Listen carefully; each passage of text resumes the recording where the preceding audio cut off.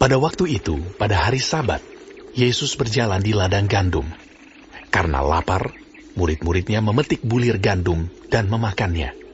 Melihat itu, berkatalah orang-orang Farisi kepadanya, "Lihatlah, murid-muridmu berbuat sesuatu yang tidak diperbolehkan pada hari Sabat."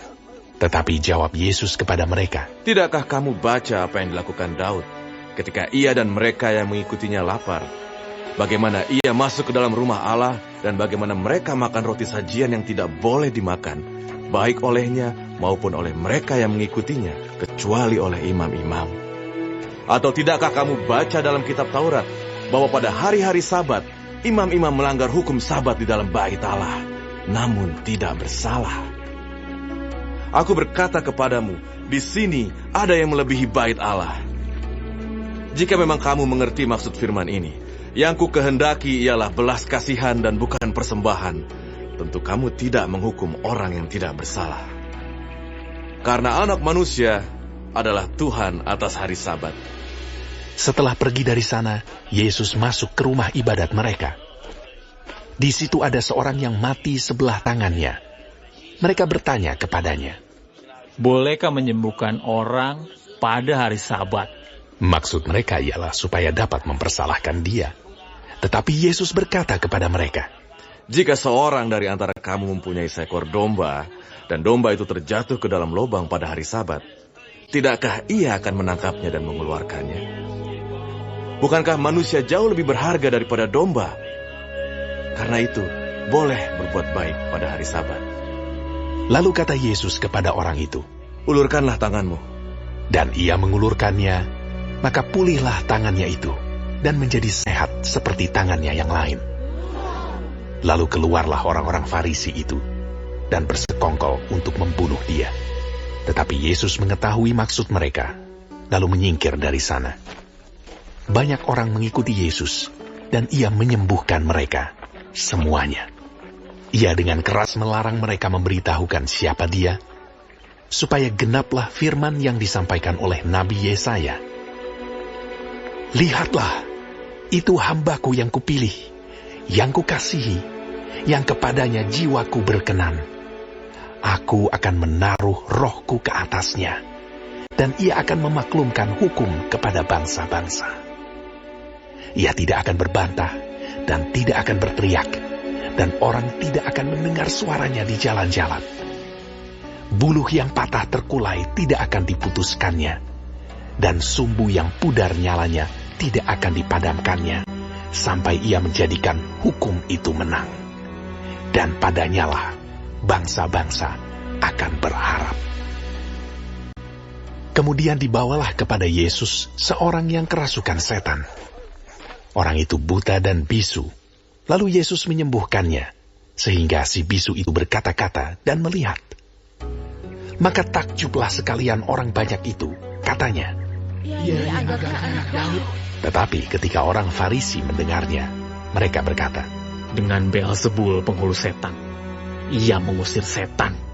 Tetapi Yesus mengetahui pikiran mereka, lalu berkata kepada mereka, Setiap kerajaan yang terpecah-pecah pasti binasa, dan setiap kota atau rumah tangga yang terpecah-pecah tidak dapat bertahan. Demikianlah juga kalau iblis mengusir iblis. Ia pun terbagi-bagi dan melawan dirinya sendiri. Bagaimanakah kerajaannya dapat bertahan? Jadi jika aku mengusir setan dengan kuasa Beelzebul, dengan kuasa siapakah pengikut-pengikutmu mengusirnya? Sebab itu merekalah yang akan menjadi hakimu. Tetapi jika aku mengusir setan dengan kuasa Roh Allah, maka sesungguhnya kerajaan Allah sudah datang kepadamu. Atau bagaimanakah orang dapat memasuki rumah seorang yang kuat dan merampas harta bendanya apabila tidak diikatnya dahulu orang kuat itu? Sesudah diikatnya, barulah dapat ia merampok rumah itu. Siapa tidak bersama aku, ia melawan aku. Dan siapa tidak mengumpulkan bersama aku, ia mencerai-beraikan. Sebab itu aku berkata kepadamu, segala dosa dan hujat manusia akan diampuni, tetapi hujat terhadap Roh Kudus tidak akan diampuni. Apabila seorang mengucapkan sesuatu menentang anak manusia, ia akan diampuni. Tetapi jika ia menentang Roh Kudus, ia tidak akan diampuni. Di dunia ini tidak, dan di dunia yang akan datang pun tidak. Jikalau suatu pohon kamu katakan baik, maka baik pula buahnya. Jikalau suatu pohon kamu katakan tidak baik, maka tidak baik pula buahnya. Sebab dari buahnya, pohon itu dikenal. Hai kamu keturunan ular beludak, bagaimanakah kamu dapat mengucapkan hal-hal yang baik, sedangkan kamu sendiri jahat? Karena yang diucapkan mulut, meluap dari hati. Orang yang baik mengeluarkan hal-hal yang baik dari perbendaharaannya yang baik. Dan orang yang jahat mengeluarkan hal-hal yang jahat dari perbendaharaannya yang jahat.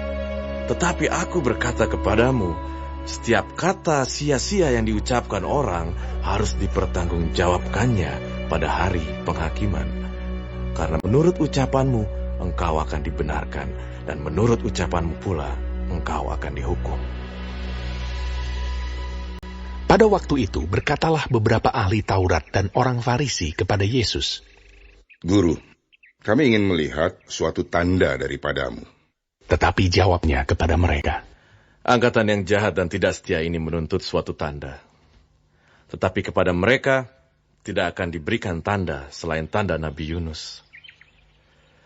Sebab seperti Yunus tinggal di dalam perut ikan 3 hari 3 malam, demikian juga Anak Manusia akan tinggal di dalam rahim bumi 3 hari 3 malam. Pada waktu penghakiman, orang-orang Niniwe akan bangkit bersama angkatan ini dan menghukumnya juga.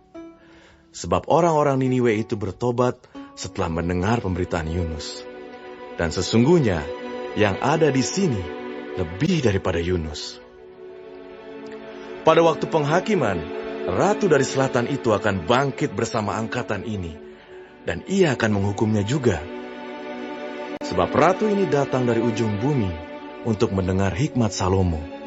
Dan sesungguhnya yang ada di sini lebih daripada Salomo.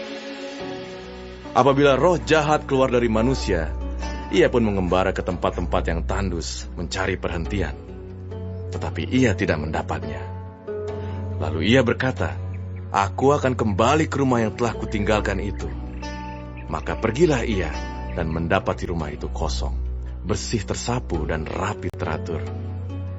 Lalu ia keluar dan mengajak 7 roh lain yang lebih jahat daripadanya, dan mereka masuk dan berdiam di situ. Maka akhirnya, keadaan orang itu lebih buruk daripada keadaannya semula. Demikian juga akan berlaku atas angkatan yang jahat ini. ketika Yesus masih berbicara dengan orang banyak itu, ibunya dan saudara-saudaranya berdiri di luar dan berusaha menemui dia.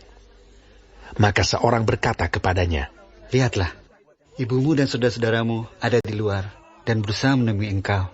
Tetapi jawab Yesus kepada orang yang menyampaikan berita itu kepadanya, Siapa ibuku? Dan siapa saudara-saudaraku? Lalu katanya, sambil menunjuk ke arah murid-muridnya, Ini ibuku dan saudara-saudaraku. Sebab siapapun yang melakukan kehendak Bapakku di sorga, dialah saudaraku laki-laki, dialah saudaraku perempuan, dialah ibuku.